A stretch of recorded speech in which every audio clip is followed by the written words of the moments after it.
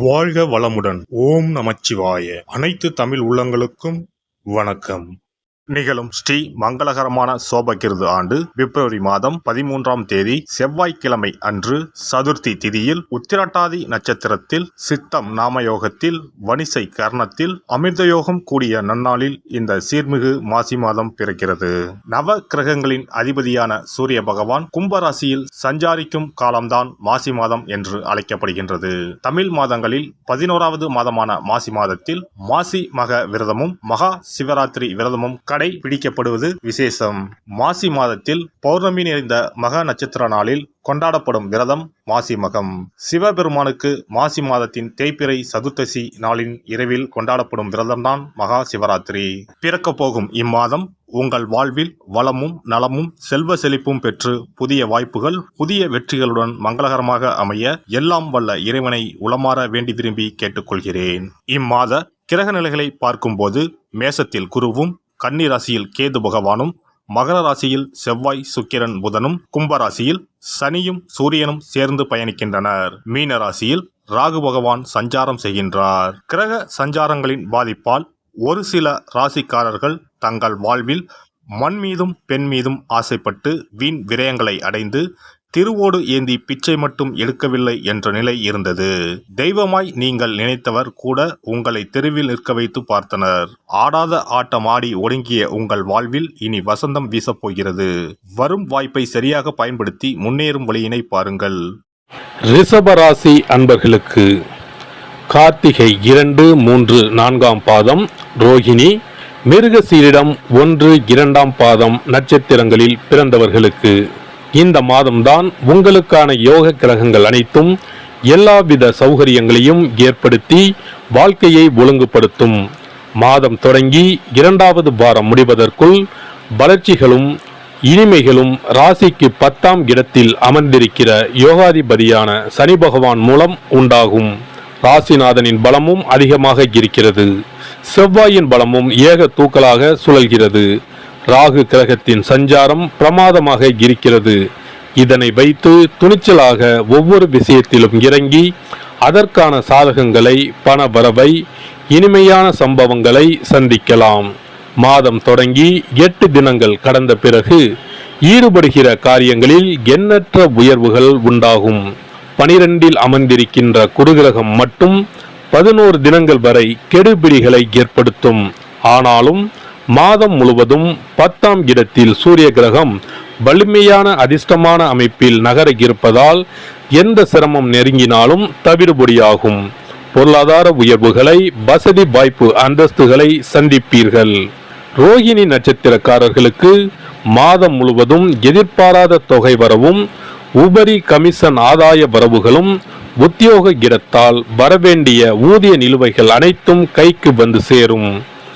அரசு வகையில் ஆக வேண்டிய காரியங்கள் நல்லபடியாக பூர்த்தியாகும்.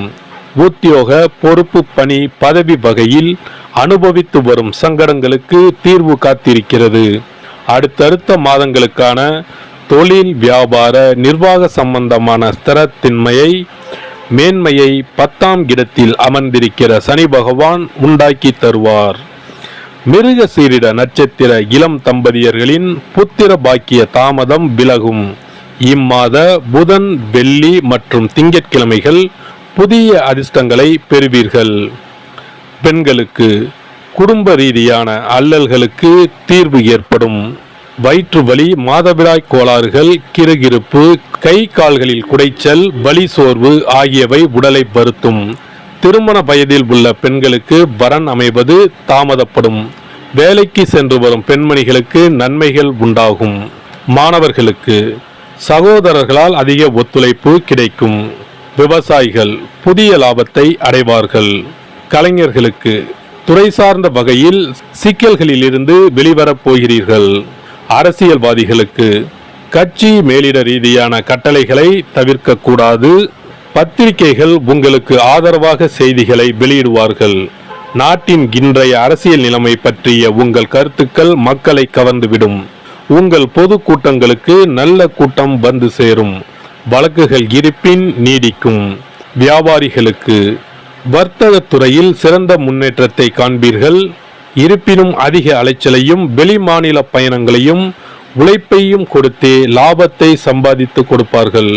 குறைந்த அளவில் முதலீடு செய்து புதிய முயற்சிகளில் ஈடுபடலாம். சில்லறை வியாபாரிகளுக்கும் கூட லாபகரமான மாதம் இது. பரிகாரங்கள்: இம்மாத வெள்ளிக்கிழமைகளில் ஏகாதசி தினங்களில் ஸ்ரீ பெருமாள் தெய்வ வழிபாடு செய்யவும். சுக்கிர கிரக பிரீத்தி செய்து கொள்ளவும். சிறப்பு பரிகார கோவில். திருமணம் தடைப்பட்டாலோ அல்லது நீண்ட நாட்கள் திருமணம் ஆகாமல் இருந்தாலோ சிறுவாபுரி பாலசுப்பிரமணிய சுவாமி கோவிலை நாடினால் பலன் உண்டாகும். நம் பிரார்த்தனை நிறைவேற சிறுவாபுரி முருகன் கோவிலுக்கு தொடர்ந்து 6 வாரமும் ஏதாவது ஒரு கிழமையில், அதாவது 6 வாரமும் முதல் வாரம் வந்த கிழமையிலேயே தொடர்ந்து அடுத்த 5 வாரமும் வர வேண்டும். வரும் நேரமும் ஒரே மாதிரியாக இருக்க வேண்டும். காலை என்றால் ஒவ்வொரு வாரமும் காலையிலே வர வேண்டும். மாலை என்றால் ஒவ்வொரு வாரமும் மாலையிலே வர வேண்டும். திருமணம் ஆக வேண்டிய நபர் 6 வாரமும் வாரம் ஒரு நாள் என்று 6 தடவைகள் தொடர்ந்து வந்து சிறுவாபுரி பாலசுப்பிரமணிய சுவாமியை வழிபட திருமணம் விரைவில் அமையப்பெறும். திருமணம் ஆக வேண்டி ஆண்டவனிடம் பிரார்த்திக்க வருபவர்கள் வள்ளி மணவாள பெருமானுக்கு அர்ச்சனை செய்து வர வேண்டும்.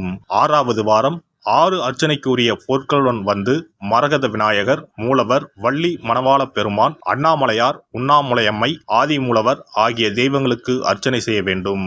வள்ளி மணவாள பெருமாள் சன்னதியில் தரும் மாலையை திருமண மாலையாக எண்ணி அணிந்து 6 முறை ஆலயத்தை சுற்றி வர வேண்டும். பின்னர் மாலையை வீட்டிற்கு எடுத்துச் சென்று திருமணம் நடைபெறும் வரை பாதுகாத்து வணங்கி வர வேண்டும்.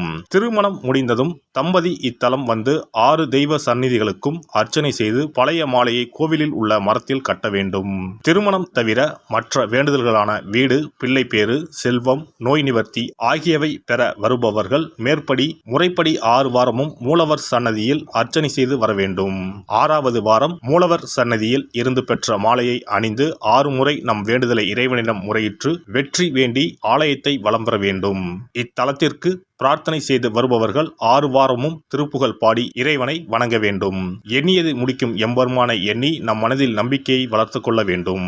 முதல் 5 வாரங்களுக்கு ஒவ்வொரு முறை வரும்போதும் 2 தேங்காய், 2 வாழைப்பழம், வெற்றிலைப்பாக்கு, பூமாலை 1 மற்றும் 2 எலுமிச்சப்பழம் கொண்டு வந்து வணங்க வேண்டும். 6வது வாரம் ஆண்டவனை வழிபட்டு அர்ச்சனை அல்லது அபிஷேகம் செய்ய வேண்டும். ஒவ்வொரு வாரமும் வந்து போகும்போது நம்மிடம் கொடுக்கப்பட்ட ஒரு எலுமிச்சம் பழத்தை வீட்டிலே வைத்து பூ வைத்து பூஜித்து வர வேண்டும். முதல் வார எலுமிச்சம் பழத்தை 2வது வார எலுமிச்சம் பழம் வந்தவுடன் எடுத்து கடல், கிணறு ஏதாவது ஓர் அசுத்தம் இல்லாத இடத்தில் சேர்த்துவிட்டு தற்சமயம் பெற்று வந்த பழத்தை மீண்டும் பூஜிக்க வேண்டும். இவ்வாறு 5 வாரம் செய்துவிட்டு 6வது வாரம் நாம் பெற்று வந்த பழத்தை ஈரம் படாது பாதுகாத்து நம்முடைய பிரார்த்தனை நிறைவேறும் வரை பூஜிக்க வேண்டும். இந்த பிரார்த்தனை பூஜை காலங்களில் நாம் அண்டர்பதி திருப்புகளை ஓதி வணங்க வேண்டும். நம் பிரார்த்தனை நிறைவேறியதும் சிறுவாபுரி வந்து 6 அர்ச்சனைக்கு உரிய பொருட்கள் வைத்து பால சுப்பிரமணிய சுவாமியை வணங்க வேண்டும். இங்கு உள்ள 2 முருகப்பெருமான் சன்னதிகளில் ஆதி மூலவிடம் நம்முடைய குறைகளையும் தடைகளையும் நீக்க கோரி வணங்கி வர இன்ப வாழ்வு உண்டாகும். இத்தலத்தில் பிரார்த்தனை செய்து வருவோர்கள் முதல் வாரத்திலோ அல்லது தொடர்ந்து வரும் வாரங்களிலோ பலன் பெறுவது உண்டு. ஒருவருடைய நம்பிக்கை மிகுந்த பிரார்த்தனை அவரின் காரியத்தை மிக விரைவில் முடித்து வைக்கும்.